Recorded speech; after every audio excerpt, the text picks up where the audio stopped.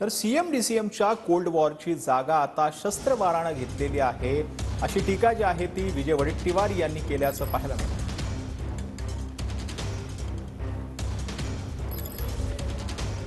राज्यामध्ये महिनाभरामध्येच मुख्यमंत्री आणि उपमुख्यमंत्र्यामध्ये कोल्ड वॉर सुरू होता.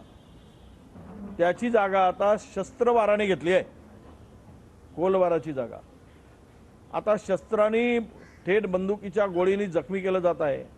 तेही पोलीस स्टेशनच्या आवारात कॅबिनमध्ये. हा वाद, हा संघर्ष सत्तेचा, संपत्तीचा इतका पुढे गेला आहे की कोल्ड वॉरचं रूपांतर शस्त्रवारात झालं. मुख्यमंत्र्याची राज्याच्या प्रमुखाची पद तर घालवलीच गेलीच. हा माझा महाराष्ट्र या तीनही चांदाडांनी खड्ड्यात घातला. त्यांचं नवीन नाव आता ठेवावं लागेल या तीनही लोकांचं मिळून. तीन पक्ष, दोघाला तर पक्षच राहिला नाही, चोरलेलेच राहिलेत.